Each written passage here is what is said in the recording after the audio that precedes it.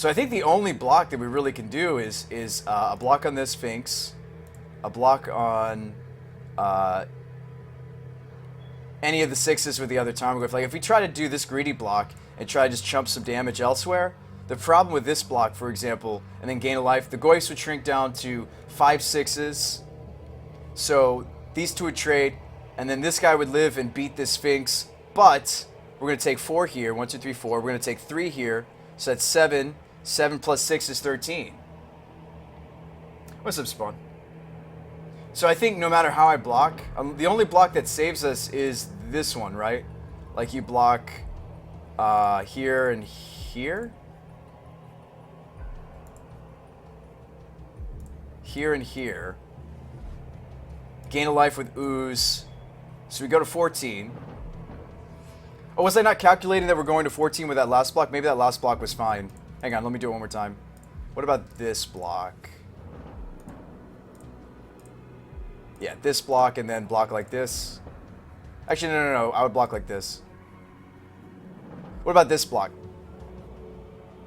So we take 6, 12, 13, but gain a life. This block works, right? This one right here. We can go to 1 with this block, right? 6, 12. Actually, we're not taking any points here because the Tarmogoyf on the Thrag. I think it's this block. Let's try this one. Before damage is dealt, we're going to gain life with the Scavenging Ooze. I think it's this block. Rosen says if you give Ooze a counter, you're going to lose toughness on the Tarmogoyfs. I know. Power toughness on the Tarmogoyf. I know, I'm aware. If you give Ooze a counter, you shore up a damage. No, because this Tarmogoyf is still going to be a 5-6, Rosen. Like, there's no way that we can block. Because it's Xaxes, there's no way, like, unfortunately, I think the only line is to grow the Ooze here to go to 14. Like, every line that involves 13 life just doesn't get there. We have to do one that involves 14 life. We do get to keep a Tarmogoyf. I think this is exact. Yeah, we go to 1. And we keep a Tarmogoyf, like I said. Now, it's still going to be really tough. I don't know what top deck we need here. I have to maybe draw a land and deploy multiple threats like Teague and a Knight. That might save us. Maybe a Jace minus saves us. That's a possibility. Gideon plus land would do it, but I don't have a land. If we'd drawn a land, well, we would have had to already had the Gideon. So Jace can lock down the damage from the Finks. Goyf and another blocker, we still die to Treetop. Like Jace locked down Finks, blocks, we still lose. Unfortunate. Okay. Could cast, I mean there's nothing I can cast that saves us. We just need to be able to cast this Gideon. Whew.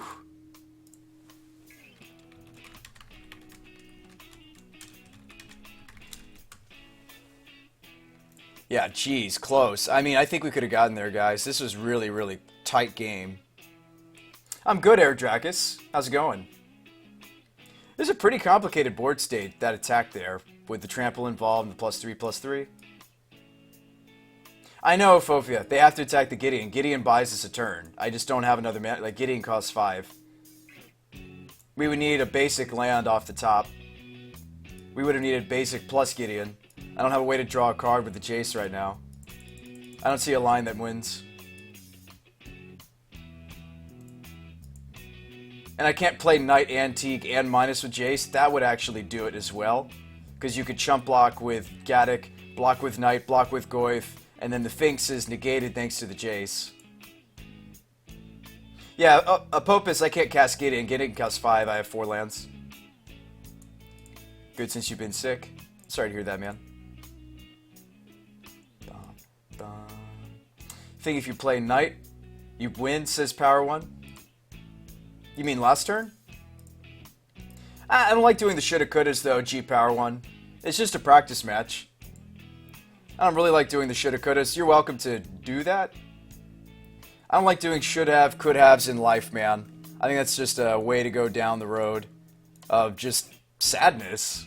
I think we played great. I think it was a very close match. All right, let's jam a game with Ascendancy if there's time. Let me see how much time before the daily. No, it's 5 minutes, so we're going to close the poll in 50 seconds. You have 50 seconds to vote. I'm sorry we didn't get any screen time with Ascendancy, but if you haven't voted, please do. That's just results-oriented thinking, G-Power1. I think we played it very close to the mark. I wouldn't say we played it perfect, but it was pretty close. And that's probably a hard match. I told you both of my decks have very unfortunate Abrupt Decay deck matchups. The reason I'm jamming these decks is because the Abrupt Decay decks are A, expensive to play on Magic Online, and B, they're not very good right now. There's a lot of people jamming the Eldrazi deck. I'd happily play either of these against Eldrazi, especially Ascendancy, less so Nightfall. They do have Path to Exile. Looks like Ascendancy's winning, though.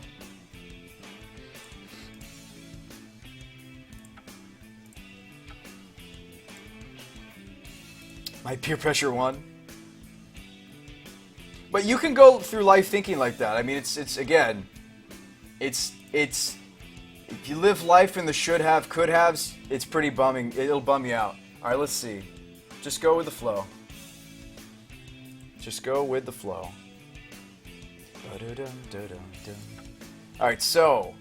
All right, time's up. So the results are in. 26 votes with Ascendancy, 22 votes with Nightfall. So we're going to jam Ascendancy. Oops, hang on. I need to switch my deck manually, it looks like. Oh, Magic Online. Oh, Magic Online. Any spots on trying the Bringing Gifts deck? Probably not stacks, but I do like the deck. But probably not. I don't think it's very good in the metagame right now. I do like playing cool decks, but I also want them to also do well. So I do, and again, I write about this in my articles. Like, you know, thanks for voting, guys. I really appreciate it. That's a lot of votes. 48 votes. And there's only, in this room, there's only 100 of you guys. So half the room voted, basically. That's awesome. Hats off to you guys. Thanks for the participation. Love it when you guys, and again, we can jam more games of Nightfall if the deck that you chose didn't win. Now, this is the only other daily before Magic Online goes down. This is it. This is the end of the road. So I were queued with Ascendancy, and that's the version I want to play, right? 2.8. This is it. All right, let's do it.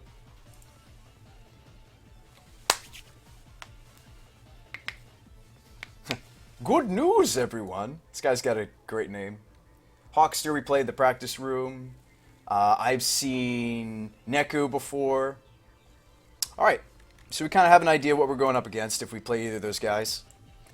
Not that you know, it's more fun to not know, but nothing wrong with knowing a little bit. Hopefully you guys are enjoying the stream so far. It's also about battering yourself as a Magic player. If you think about what you could have done differently, not necessarily many before, it makes you think more, new lines. Oh, I want you, these are my favorite colors. Neku says I have a Zer Modern deck if I want to see it. Absolutely. Neku, you're also in the tournament. Don't forget to turn off the stream when we play. Don't forget. Good luck in the daily, though. I do wish you luck. Just remember, all's fair, and, you know, or that's not the saying I should use. Just don't cheat. Neku, remember, when we go, you know, if you and I go up against each other, obviously out of respect for the stream, don't forget to pause the stream and mute it. Really appreciate it. We had somebody in a Legacy Daily the other day stream snipe, and it wasn't a good time. He also made himself look like a total fool. So, to 100-some people. So it doesn't look good on you, Neku, and it's no fun for us either. So I definitely recommend you pause the stream. 2 minutes and counting. Doesn't look good for you, doesn't look good for me. I didn't think you would, Neku. But I've seen it. I've experienced it firsthand several times myself. It's a real shame that people go to those lengths to cheat. And they don't look, I mean, he even told us in chat, he's like, oh, you know, cool stream, I've been watching you the whole time. I was like, alright, dude. Well, you just kind of made yourself look like a dick to 100-some people. I didn't say that, but somebody in chat said that. And I was like, that's very astute. That's true. He did do that. I didn't say it, but I agreed. Expensive to play, says Pancake Socks. You just want to jund him sometimes. It does take the excitement out of it. I agree. I'd be like playing a game of poker knowing all the hands. How are you supposed to bet? You know? Well, I guess if it's one-sided information, then obviously the one with the information knows how to bet, but you get what I'm saying. What is a Pancake Sock? Oh, that's somebody's name. His name is Pancake Sock. Pipe Bash, you're excited about Ascendancy? Me too. This deck's really fun. We made some tunings recently. We actually added a third additional Phyrexian spell to the deck. We're on 4 Probes, 1 Surgical Extraction, 2 Noxious Revival, Playset of Slights, 1 Crimson Wisps, 1 Wind Zendikon, 2 Whispers of the Muse, 4 Fate Stitchers, 4 Serum Visions, 3 Peaks, 4 Cerulean Wisps. These are really important. 4 Caryatid, 4 Glittering Wish, 3 Ascendancy, 1 on the Wishboard, 1 Idyllic Tutor. Idyllic Tutor can find either Wind Zendikon or the Jeskai Ascendancy according to which piece of the combo you're missing, either the creature or the Ascendancy. We can wish into a Flesh Blood that kills people's second main phase, so you don't always have to attack them. If you're up against Permission and the game's gone long and you're hard casting Fate Stitchers, one of the ways that we get there is you tap down some of their blue sources, sneak an Ascendancy through Permission, and then kill them with a Flesh Blood. You can sweep a board with Fire Spout. This is basically, I guess you could compare this to a Pyroclasm for 3. If you spend red-green mana, it's going to hit both flyers and ground creatures. Scarscale Ritual is basically a draw 2 for us. We have plenty of creatures that are going to have enough toughness to withstand the Scarscale -1/-1 counters. Reborn Hope gets back any multicolored spell that we need. And of course, Hydroform is the wishable creature. So if we have everything we need except for a creature, we can wish for one. Let's do it. When I play this deck, though, versus the Nightfall, I don't get to talk about our lands as much. I kind of have to just go. The deck does, unfortunately, this hand's not great. The deck does have a lot of nuances to it. There's a lot of clicking and triggers I have to go through, so I'm not going to spend too much time thinking about mulligans. I'm not going to spend too much time telling you my plays. I'll try to commentate as much of the play as I can for this deck, but those of you who've been with us before and seen me play this particular combo know that it's very click and time intensive. I'll have to really focus here. Drakus says this deck is sweet. What if socks were pancakes? Had to leave a bet to get the toddler down. Did Ascendancy win? Blind Piper, Ascendancy did win the vote, but it was very close. I think the end result was something like this, with 26 to 23, 26 for Lumbering Ascendancy, 23 for Nightfall. So it was very close. So we're going to go turn 1 Visions, and, I wish I had a little information. I wish I knew if he was burned or not. I don't. I mean, you could take a look here.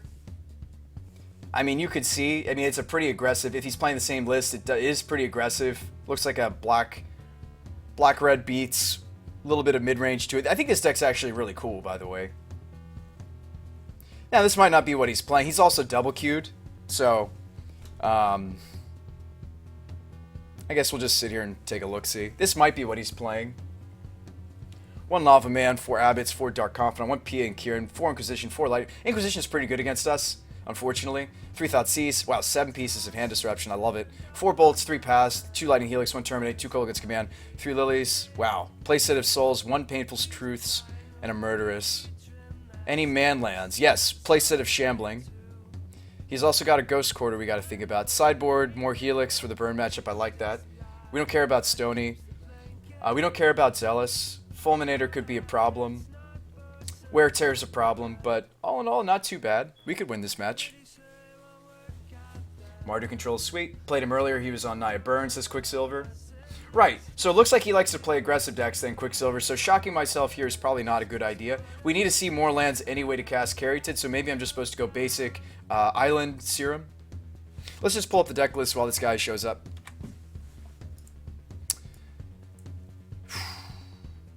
That sucked to wait, but we can talk about the sideboard. So if I'm up against Abrupt Decay, I am running 1 card left. We used to run more Face Shields, but as I've realized, there's a lot less people on Abrupt Decay. For example, this guy, he's not on Abrupt Decay.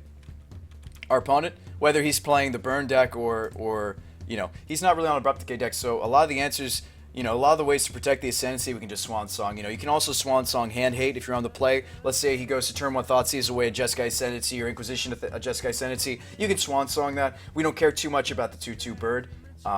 Obviously, it's adding to the pressure, but this is a very flexible counterspell. If he's on burn, this will counter the Eidolon. Eidolon just can wreck us. It's very hard to pay 4 life to Glitter Wish into Fire Spout and Fire Spout away the Eidolon and maybe some other creatures, hopefully.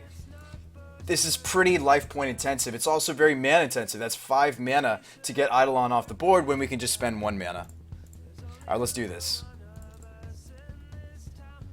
Let's see what that tasty Scry has in store for us.